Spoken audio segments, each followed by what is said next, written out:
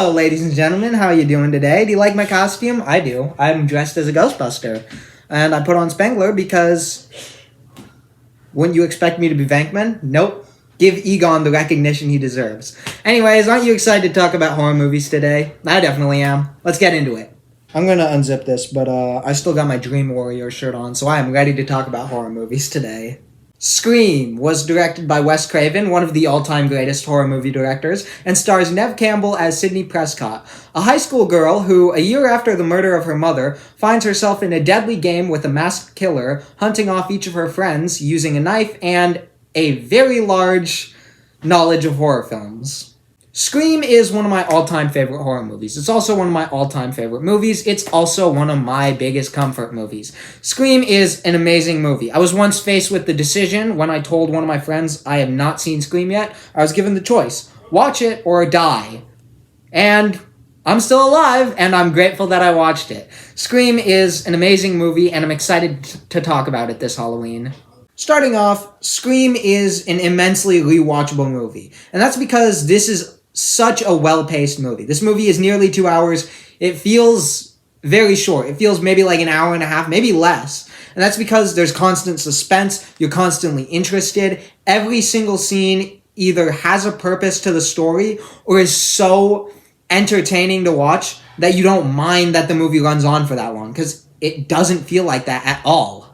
What I love so much about all the Scream movies is that once it's established that the Ghostface killer is a real person, just a normal person putting on a mask and chasing you around, it becomes so interesting to try and find out who this killer is. And that's one of my favorite parts about all the Scream movies, especially in this one where you have absolutely no clue who it could be, unless you got it spoiled, which I kind of did, but I don't care. It's still entertaining. But I love that aspect of the Scream movies, the mystery to it. That is what makes the slasher genre so interesting. That it could be anyone. That it's such an easy crime to commit under a mask. And that because it can be anyone, you feel suspicious of everyone. I love that. And I think Scream does this so well. I think they create suspense with this aspect so masterfully.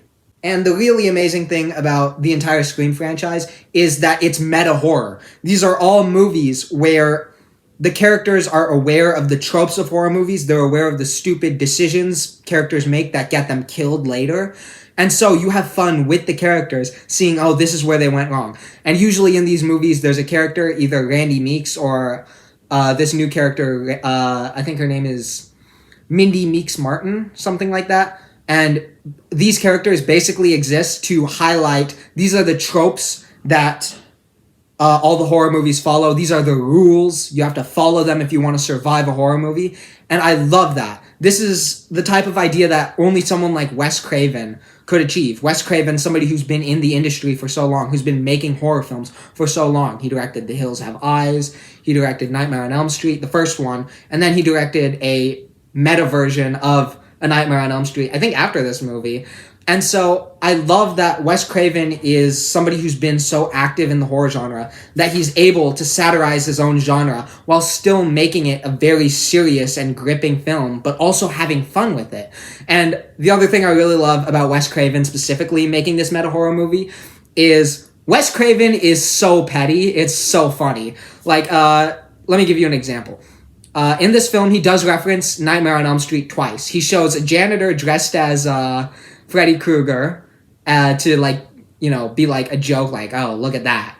But also, there's a scene in the very beginning where Drew Barrymore literally says, all the Nightmare on Elm Street movies suck except for the first one, because that's the only one Wes Craven directed. Although the common consensus is all the Nightmare on Elm Street movies suck, except the first one and the Dream Warriors, the third one. But so, basically, Wes Craven said, ignore that, all of them suck because I didn't direct them. And Wes Craven, I love how petty he is. This is not related at all, but I want to talk about it because I'm already talking about it. There was a joke where Wes Craven in The Hills Have Eyes showed a ripped poster of Jaws to make fun of Jaws. And so Sam Raimi then in The Evil Dead showed a ripped poster of The Hills Have Eyes to make fun of The Hills Have Eyes. And so Wes Craven then showed The Evil Dead in A Nightmare on Elm Street, and then in The Evil Dead 2, Sam Raimi put Freddy Krueger's glove in a shed. Basically, these two have been making fun of each other for a long time. It's so funny how petty Wes Craven is. And I think that amount of genius in the horror industry, that amount of absolute pettiness, and that ability to both make a serious film while not taking yourself seriously at all is so well executed in this film. And that's what makes this so creative.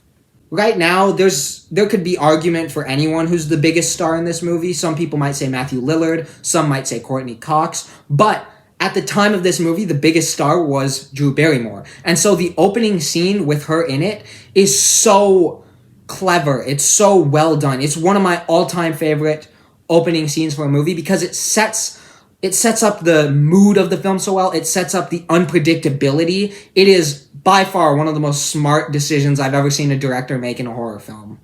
As far as characters go, Scream is absolutely rich with them. A lot of times you'll see a slasher movie and every character is really bland and throwaway because you know they're going to get killed. And then there's the final girl who's actually interesting. In this movie, every single character is at the very least well portrayed and therefore entertaining to watch. There's no character who you're sick of watching. For example, you have Matthew Lillard playing Stu Macher so well, one of the side characters. Skeet Ulrich playing Billy Loomis, another really great and entertaining to watch character. One of my all-time favorite characters, Randy Meeks, who's this horror nerd who's just explaining the rules of a horror movie to everyone and explaining how they work. And you have one of my all-time favorite horror movie protagonists ever, Sidney Prescott, masterfully portrayed by Neve Campbell, and arguably the best part of this whole movie, other than maybe Matthew Lillard. I really like Matthew Lillard in here, but probably my favorite part of this movie is David Arquette and Courtney Cox. David Arquette playing Dewey Riley, a cop who's working there, and Courtney Cox playing Gail Weathers, a journalist who's trying to dig deep into these murders. Their chemistry on screen is so good. And after they met on set, they got married after this. And oh my god, their chemistry throughout this entire franchise is so unbelievably entertaining to watch. And it's the same here. They're so entertaining to watch as, like, these two people who sort of like each other, but, like, none of them will make the first move. It's the romantic part of the movie. Oftentimes you'll see that in horror movies and you're like, that's boring, or it sidetracks the whole movie. It works here. Every character, every performance, all the chemistry, it all works so well together in this movie.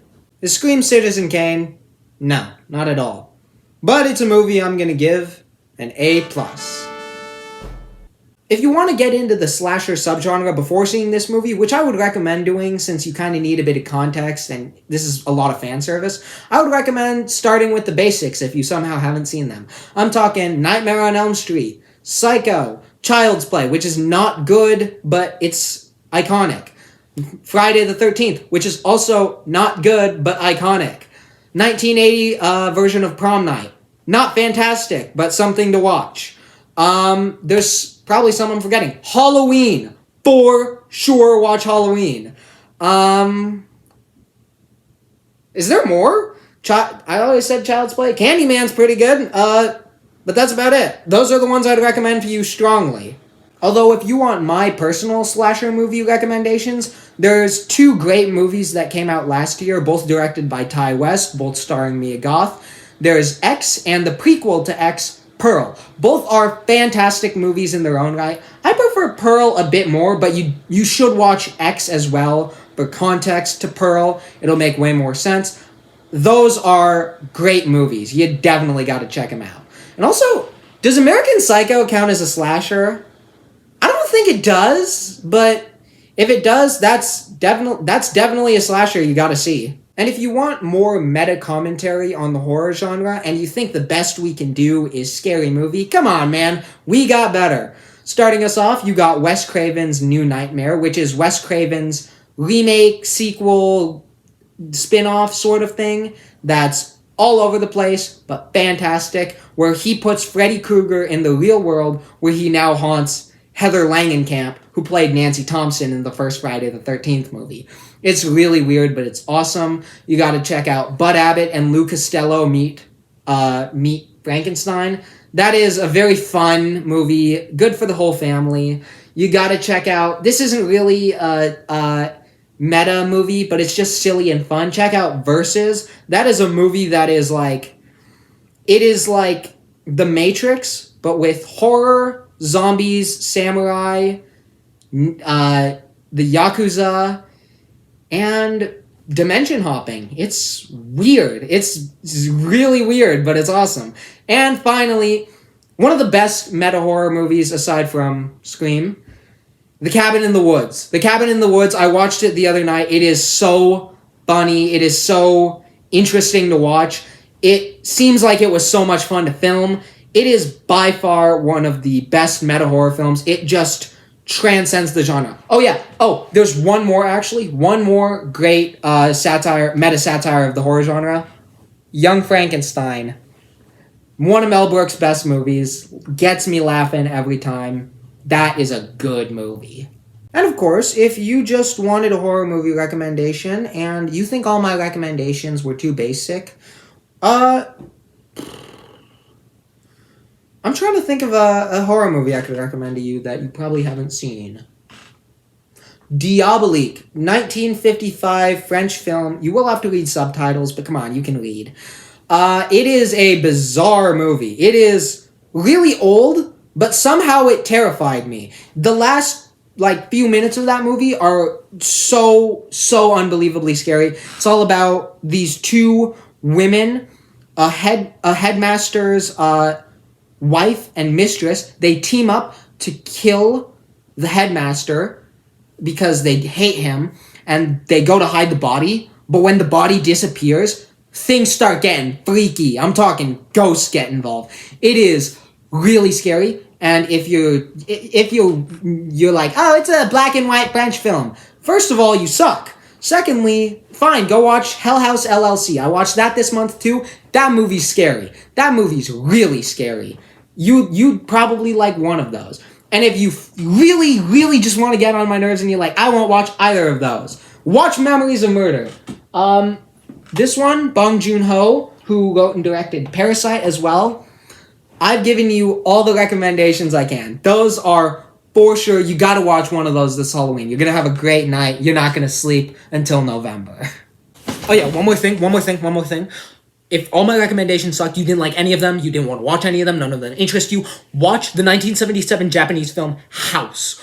Oh my god, what is that movie? It is so bizarre, you'll love it. Well, that does it for this year's Halloween. I hope you guys have a great night tonight. I hope you stay safe. I hope you watch at least one great movie. And I hope you just have a good time. Before you leave, though, why don't you tell me, what Halloween movie are you going to watch tonight? What scary movie are you going to enjoy tonight? After you tell me about that, you can head on out. Stay safe and watch good movies. Bye!